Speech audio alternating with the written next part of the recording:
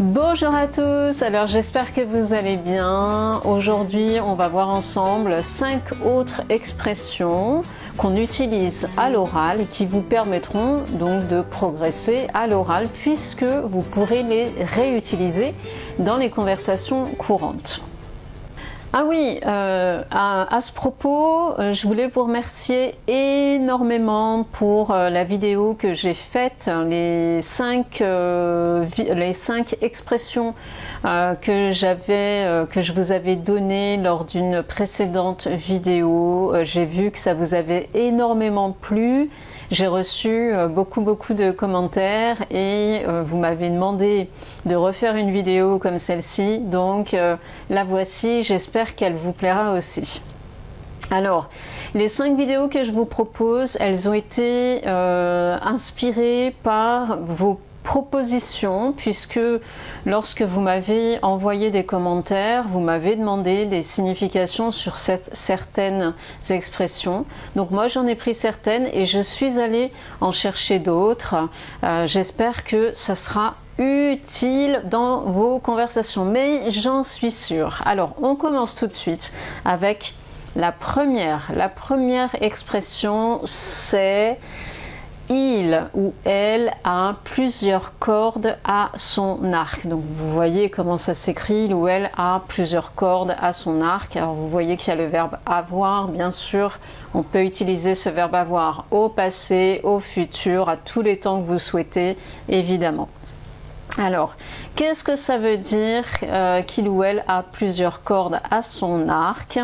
En fait, on dit d'une personne, on utilise cette expression quand on parle d'une personne qui a plusieurs connaissances, beaucoup de connaissances, ou alors qui a énormément de ressources pour atteindre un objectif.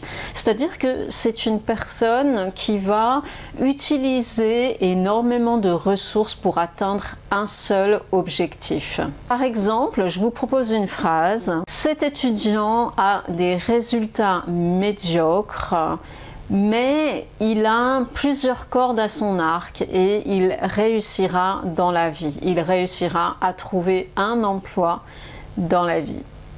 Dites-moi si vous avez la même expression dans vos langues, ça serait intéressant de savoir ça.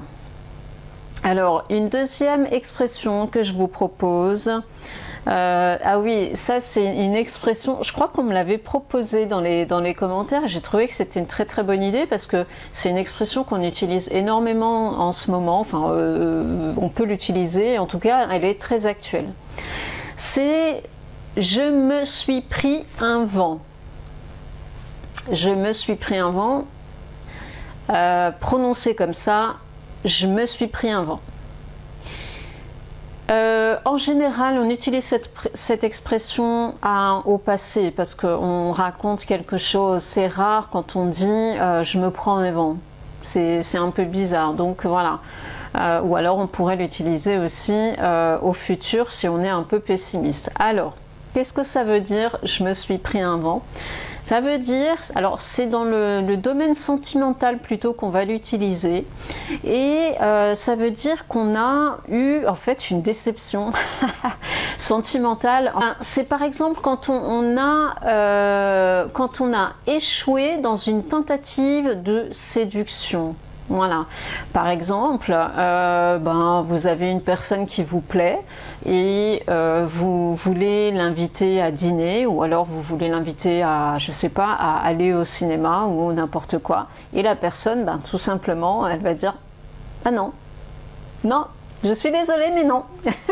Voilà, donc si ça vous est déjà arrivé, vous vous êtes pris un vent. Voilà, donc oui, écoutez, en général on parle de ça voilà, dans le domaine sentimental. Après, quand par exemple, vous êtes dans une situation et puis quelqu'un vous fait une réflexion devant tout le monde et puis vous êtes tout rouge, là aussi vous êtes pris un vent. Voilà, alors racontez-moi si vous vous êtes déjà pris un vent. Donc ça c'est vraiment très actuel, vous pouvez l'utiliser, c'est super actuel. Alors une expression encore plus actuelle, attention, alors moi je l'utilise pas, Je l'utilise pas, pourquoi? Parce que je me sens trop vieille par rapport à cette expression, parce que ma fille qui a 14 ans, eh ben, elle peut l'utiliser, et moi, si je l'utilise, ça ferait bizarre. Enfin, moi, je trouve. Donc moi, je me trouve trop, entre guillemets, trop vieille pour pouvoir utiliser cette expression. Maintenant, à vous de voir si vous avez envie de l'utiliser. Moi, je vous la donne. Donc, la troisième expression, c'est avoir le seum. Alors, avoir le seum, apparemment, ça vient d'un mot arabe.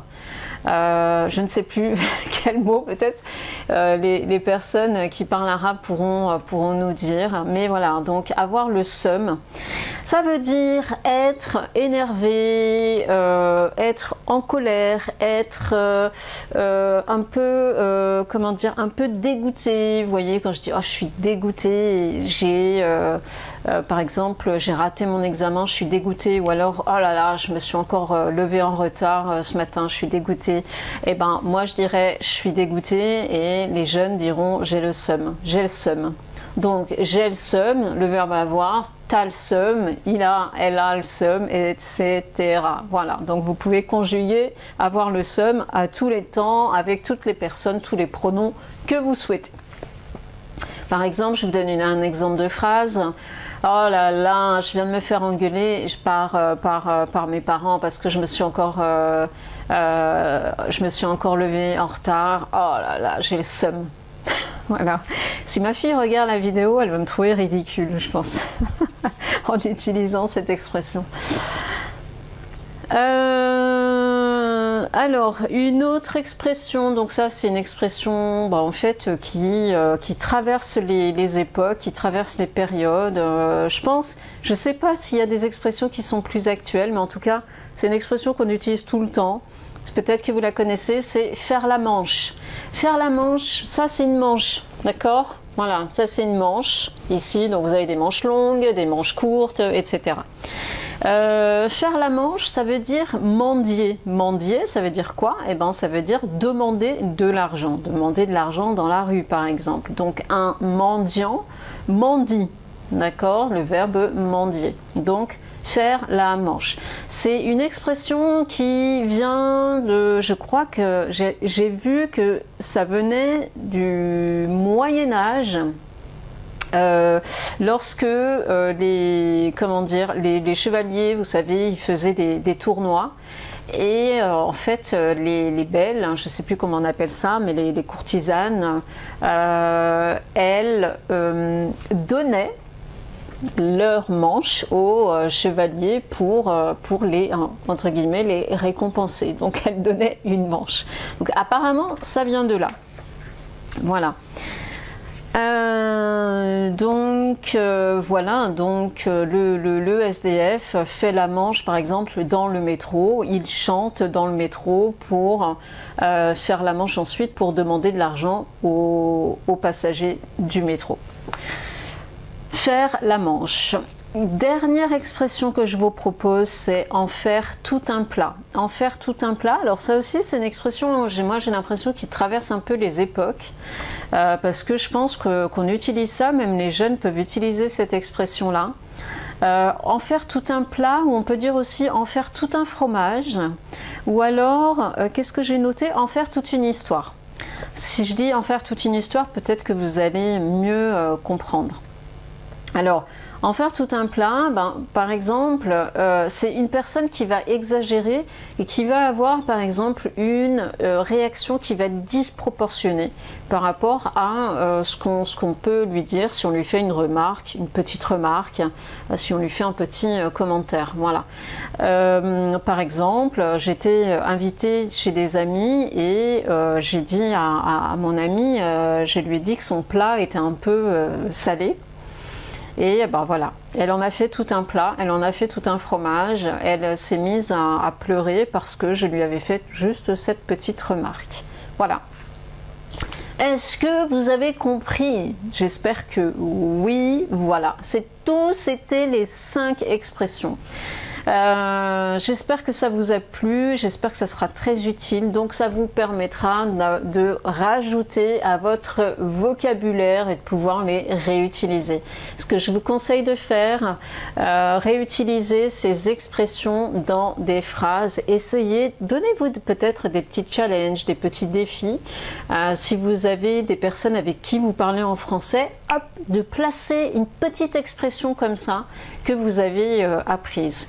Vous n'êtes pas obligé d'utiliser une des 5 que j'ai proposées aujourd'hui. Ça peut être une des expressions que j'ai expliquées les fois précédentes, par exemple. Donc voilà, donnez-vous des petits défis, des petits challenges comme ça pour les réutiliser. Vous verrez que c'est un peu ludique et ça vous permettra de les mémoriser. Voilà, bah écoutez, c'est tout pour aujourd'hui. Moi, j'espère que ça vous a plu, cette petite vidéo. Je vous donne rendez-vous pour une prochaine vidéo, et ben très bientôt. Je vous souhaite une très bonne semaine. Merci beaucoup pour tous vos commentaires, tous vos encouragements. Vous savez qu'il va y avoir un cours, je prépare un cours très prochainement. Je ne sais pas quand exactement, je ne peux pas vous dire quand parce qu'il faut que je prépare ce cours très sérieusement.